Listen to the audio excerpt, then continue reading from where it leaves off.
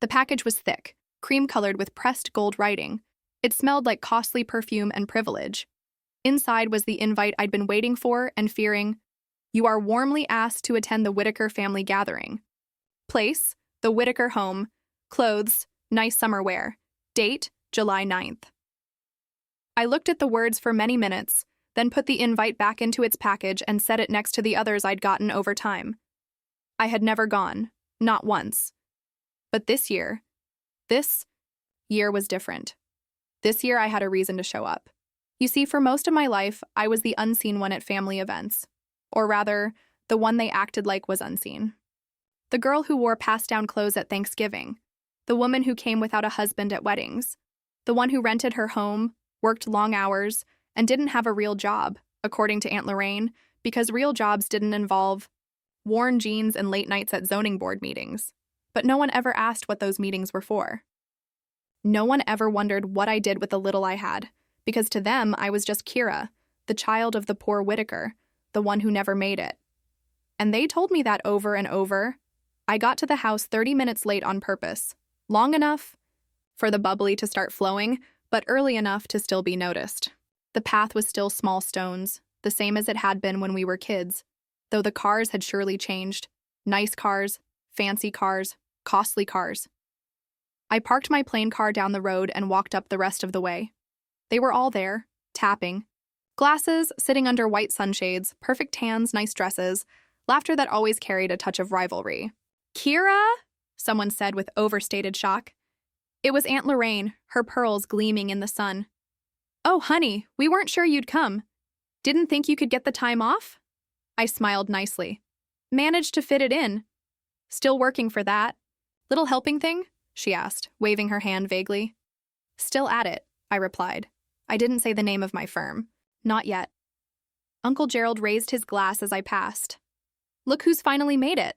The wayward niece returns. We were starting to think you were allergic to the family." "Just wanted to make sure I was really missed," I said, keeping my voice light. It rough.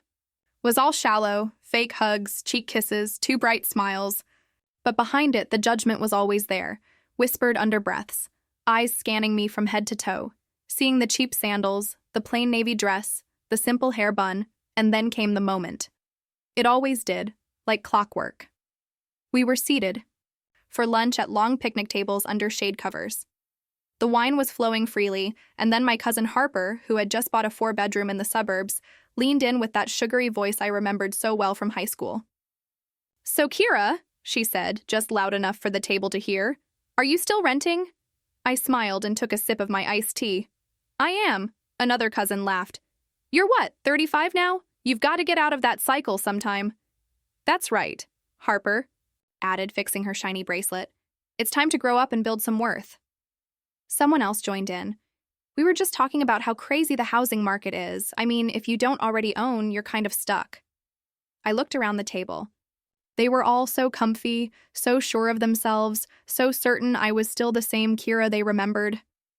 I was quiet for a moment, let the silence stretch just enough to make someone uneasy. Then I leaned forward, still smiling. "You're right," I said. "It is a tough market.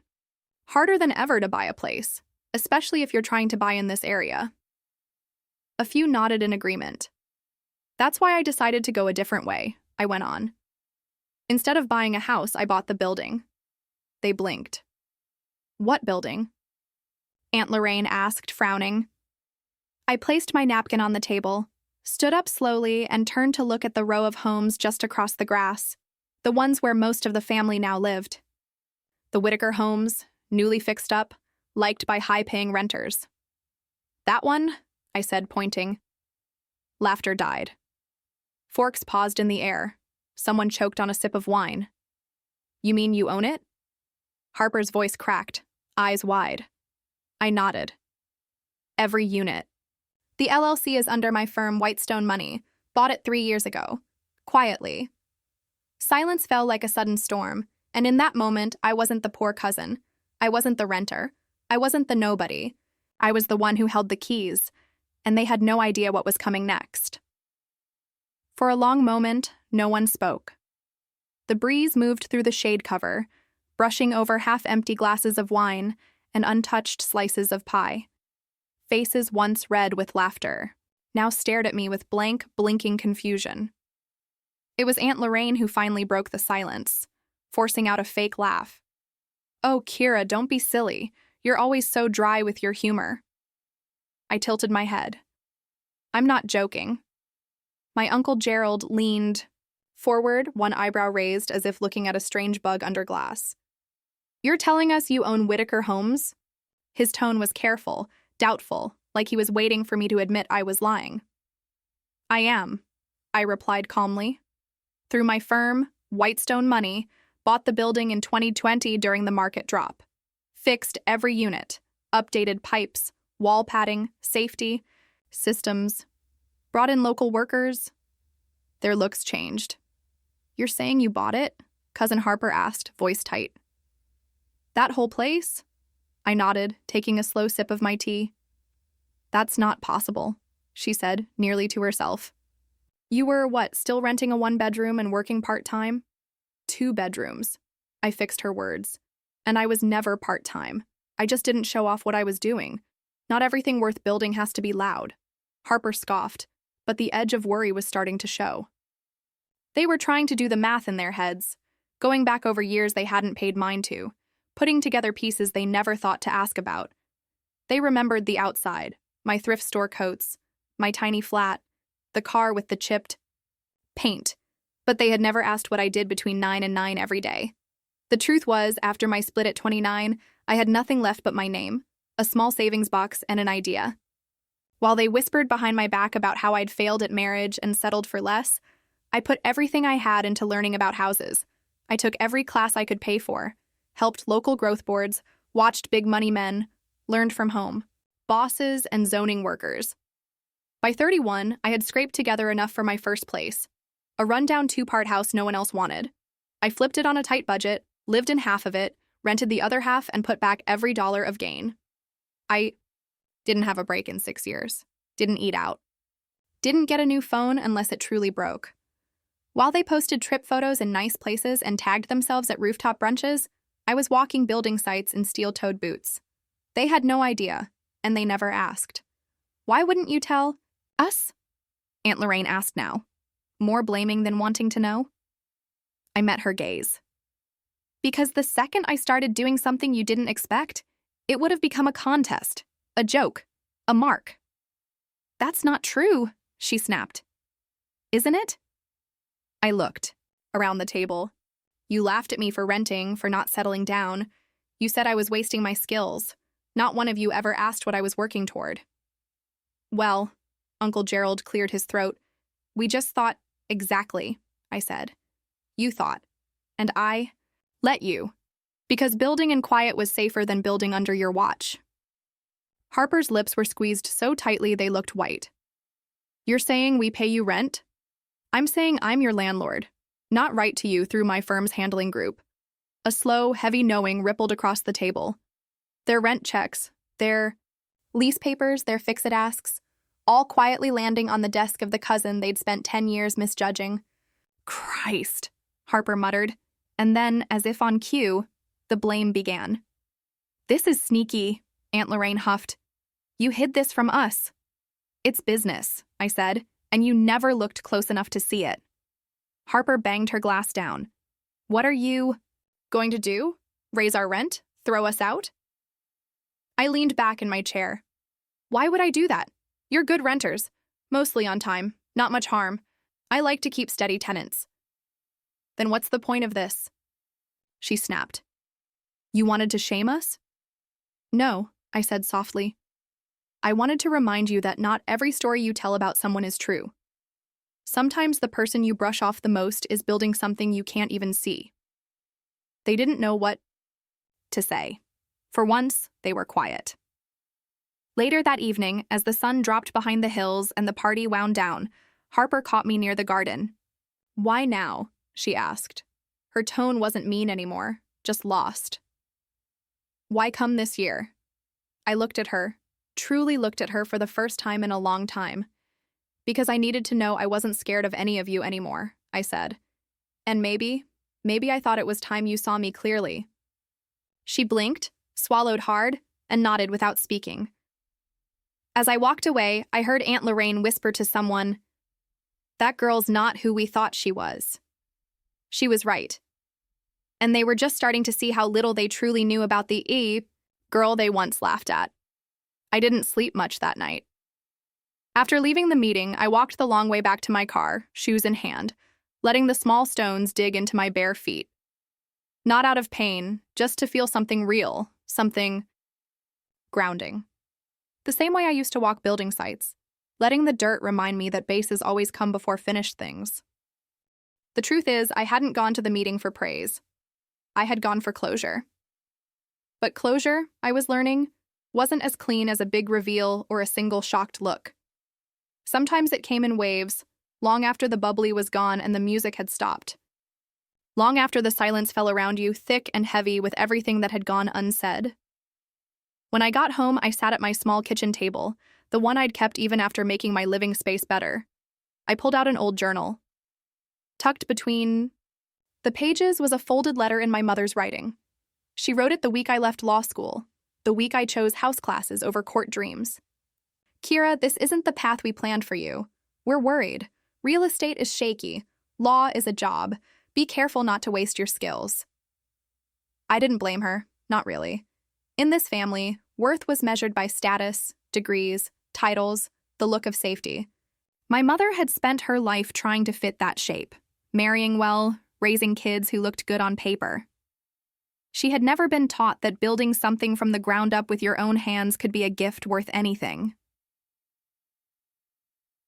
The Monday after the meeting, I met with my team at Whitestone Money. My helper, Damien, gave me a long look before placing my coffee beside my laptop. "You good?" he asked. "Still thinking," I admitted. "But yeah, I'm good." He grinned. "Well, if it helps, the people in Whitaker Homes just got the latest renter happiness study results. We're at 91%. Looks like your modest life is working out." I smiled, thankful for the light moment. But there was something else, something hanging, at the edge of my thoughts, a detail I hadn't wanted to admit out loud. They lived in my building. That was true, but they didn't just live there by chance. I had picked that building on purpose. 3 years earlier, when the place came up for sale, it was just another line on a list sheet. But when I saw the address, my stomach turned. It was where my Aunt Lorraine had moved after Uncle Gerald's money problems, where Harper went after her husband's new company failed, where my parents had quietly downsized after Dad's nest egg took a hit. They hadn't told me, of course. They never told me anything. I only found out during a renter check. And that was when I made the choice. I bought it not to trap them or shame them, but to keep them safe. They had no idea, but rent hikes in that area were pushing long-time dwellers out. I didn't want that to happen to the people I still, despite everything, saw as family. I set the rents, gave more time to sign again, quietly paid for fixed costs. And I never said a word. That afternoon, I got an email from Harper. Just one line. "Can we talk?" I thought about not answering it, but my need to know won. I sent her a meeting link and offered a time slot. She joined the video call 5 minutes early, hair pulled back, little makeup. Not the fancy, perfect version of herself she often showed. "I owe you an apology," she said before I could even speak. "I wasn't waiting for one," I replied. "Well, you should get it anyway." We sat in silence for a moment, stiff but not mean. "I looked you up," she said. "Whitestone's work, your plans." I had no idea. "No one did," I said. "That was the point." She nodded. "I guess I just thought you were failing because you weren't showing off anything." I tilted my head. That's the thing about thinking someone is one way. It doesn't need facts, just ease. She looked away, sad. "I'm not asking for anything," she said. I wanted you to know I see it now. All of it." That meant more than I thought it would. But before I could thank her, she added something that caught me off guard. "Do you remember the Christmas I got that job chance at the art firm in LA?" she asked. "Yeah, Grandma wouldn't stop talking about it." "Well, I saw your art plans that year. They were better than mine, but you never sent them in." "Why?" I sighed. because everyone had already decided who I was. And back then, I wasn't strong enough to fight it. She swallowed hard. You are now. And maybe I was. After we ended the call, I sat back and stared out my office window. Below, the city moved with quiet life, flat windows glowing, walks busy with parents and dogs and food bags. All these years, I thought winning was about getting away from the people who put me down. But now I wondered if the real power was in quietly changing the world they thought I could never touch. Not for getting back, but for making things better. Not just theirs, mine too. 2 weeks passed after the meeting, but the waves kept going. I began getting texts I didn't expect, some careful, others oddly warm. A thumbs up from Uncle Gerald. A passed-on story on house trends from Cousin Simon, who hadn't talked to me in years. And then there was my mother's phone message. Careful, and a little breathless. Hi, Kira. Your father and I were wondering if you'd like to come by for dinner. Nothing big, just us. We'd love to talk. It was the first ask I'd gotten from them in nearly a year. I almost didn't go, but hope nudged me toward yes. Their house was smaller than the one I'd grown up in, a plain one-floor home with flower beds that had clearly once been pretty. My father opened the door with a tight smile, and my mother stood, behind him wiping her hands on a dishcloth. Smells like herb chicken, I said softly. My mother blinked, shocked. I remembered, your top pick. We sat at the old oak table, the one they'd kept from the big house. They asked nice questions about my work. I gave careful answers. Then my mother leaned in and said something that caught me off guard. Why didn't you tell us you were having a hard time? I set my fork down. Because I wasn't, she looked lost. But you lived so plainly. I lived with a plan, I fixed her words. I was building something quietly because I knew if I made even one slip, the whispers would get louder. She flinched at that. Maybe she remembered the things she had let slide. The remarks at holidays, the side glances, the small, steady breaking down of faith. You could have asked, I said gently. You could have called, but you didn't want the form of me that didn't come with a degree or a ring or a 5-bedroom house. You wanted the show, not the person. My father breathed out. You're right. I looked up, shocked. We failed you in that, he went on. We stopped seeing you for who you were becoming and only saw what you hadn't yet done. That was our fault. It wasn't a sorry, exactly, but it was something, and it hit harder than I thought. The next day, I got a call from the home boss of Whitaker. Holmes. Kira, she said, we've got a problem with one of your renters. What's going on? Unit 3. Aunt Lorraine. Her rent check bounced again. 3rd time in 6 months. She's months behind. I paused. Has she said anything? She's shy. She's been staying away from us. Of course she was. Lorraine would rather walk on glass than ask me for help, especially now. Tell her she's paid for the next 6 months, I said quietly. Say it's a short-time help plan. No need to hurt her pride.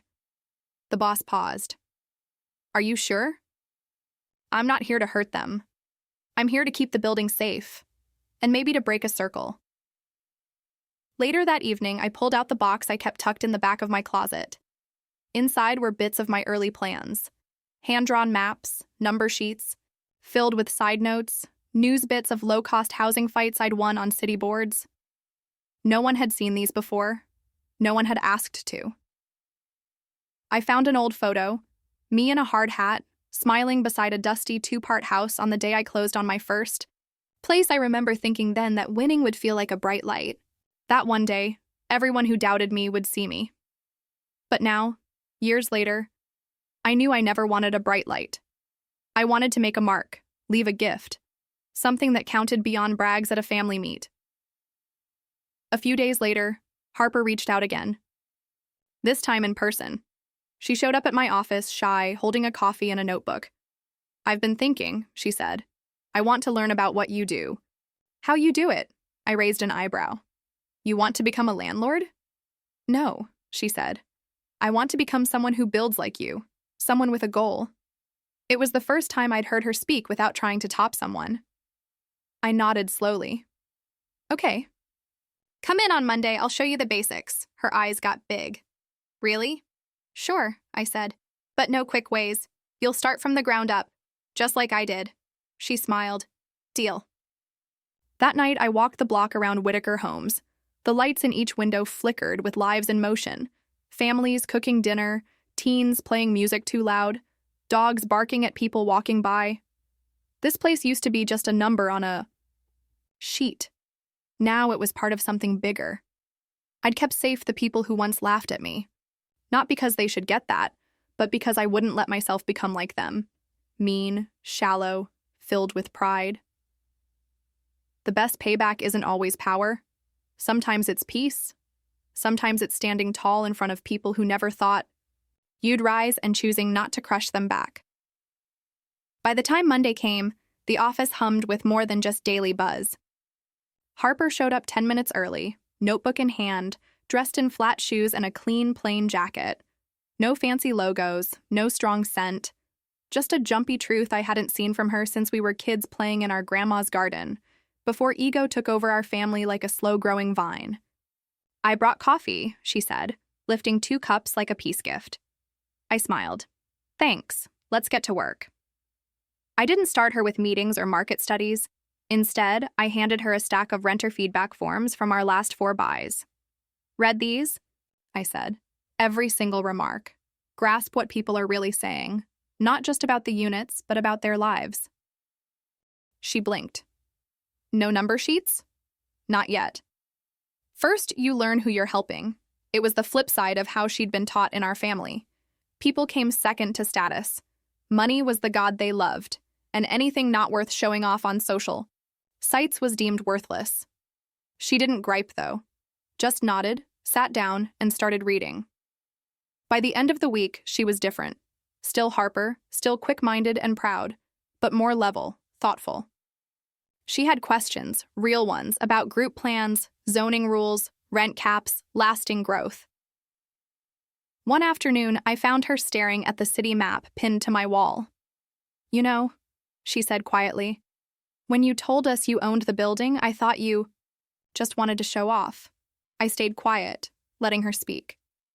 But then I looked at how you handled it. No rent jumps, no kickouts.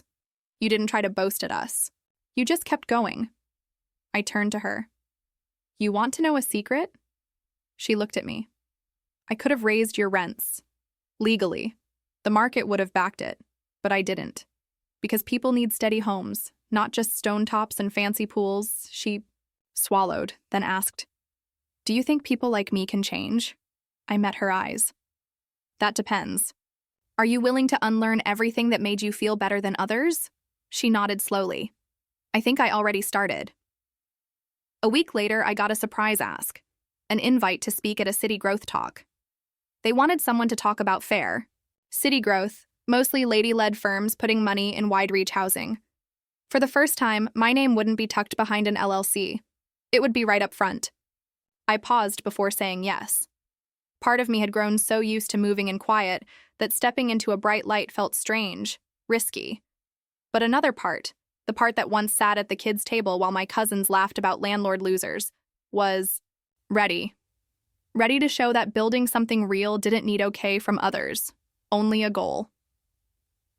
The day of the talk, I wore a well-cut navy dress, little gems, and my top pick scuffed flats.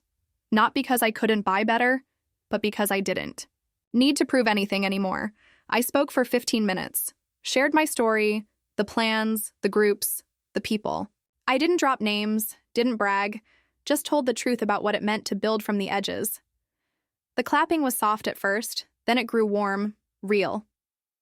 After, someone from the mayor's office came up to me. We'd like to work with you, he said.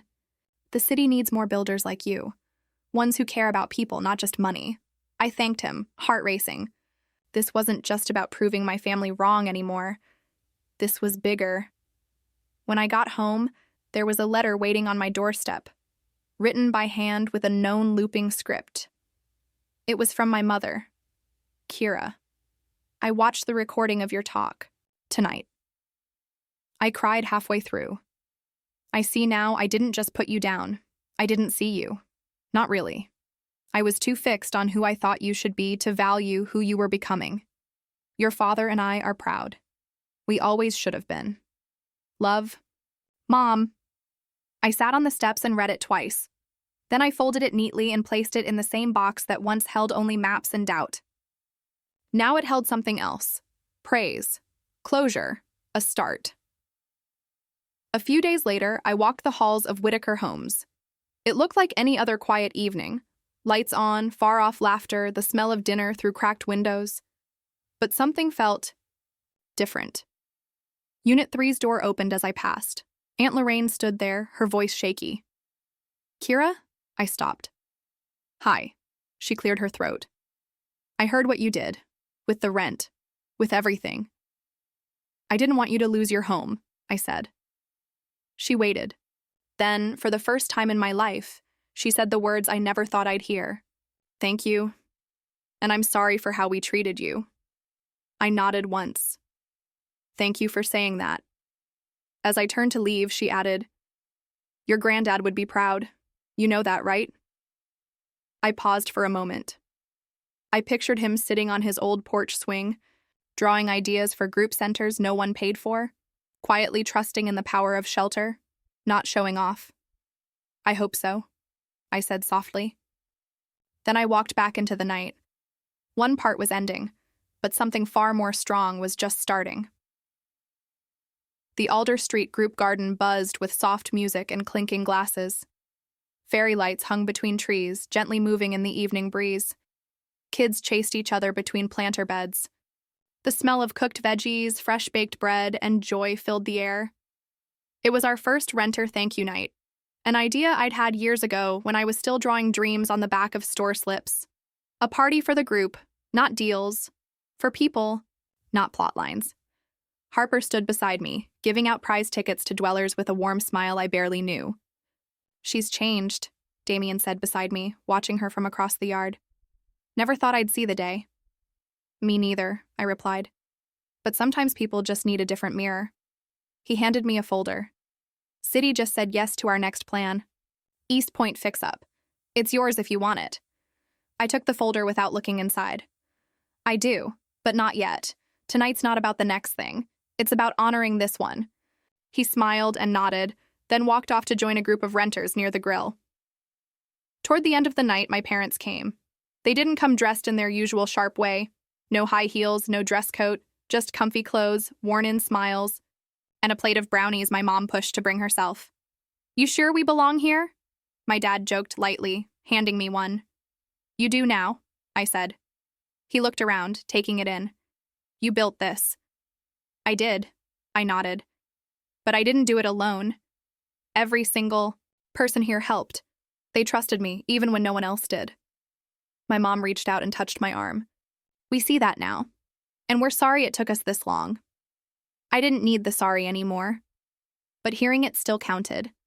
Some hurts don't need to be opened again. They just need to be seen. Later that evening, I stood on the small stage we'd set, up under a roof of lights. The talk hushed as I stepped up with a mic in one hand and a notebook in the other. I just want to say thank you, I began. Not just for coming tonight, but for trusting in this place. For being part of something I once only dreamed of. I scanned the crowd. Known faces smiled back. Renters, staff, folks next door, even family. There was a time, not long ago, when I was laughed at for not owning a house. When the idea of winning was tied to square feet and price tags. But real winning is quieter. It shows up in fixed roofs, safe halls, folks who know each other's names. I paused, then added, I used to think gifts were something you got. Now, I know they're something you make. Brick by brick, lease by lease, story by story. The clapping that came wasn't loud. It was soft, kind, real, and that was more than enough. As the event ended, I saw Aunt Lorraine sitting beside Mrs. Fernandez, from 2B laughing over a story about trash pandas in the waste bins. Two women who'd never met before tonight, now joined over something small and strangely linking. Harper stood at the drink table telling a local boss about renter-first plans with a sure strength I didn't expect, and my mom, my neat, proud mother, was dancing shoeless on the grass with a child from the building across the street. They were changing. Slowly, not fully. But changing all the same. A few days later, I went back to my old flat. I hadn't lived there in over a year, but I kept the space. Not for old times, but for staying grounded. It reminded me of where I started and why I began it all. I sat on the floor, no chairs needed, and opened my notebook. On the first page, I wrote, "What I build must help people, not egos. Gifts are not in the name on the building, but in the lives inside it." Then I closed the notebook, leaned back against the cool wall, and breathed out deeply. I didn't set out to prove anyone wrong. I set out to prove something to myself. That being kind is not being weak. That staying strong doesn't need to shout. That quiet work counts, especially when no one is clapping. And in the end, I didn't need them to see me. I needed to be me. The girl they put down. She became the woman they now turn to.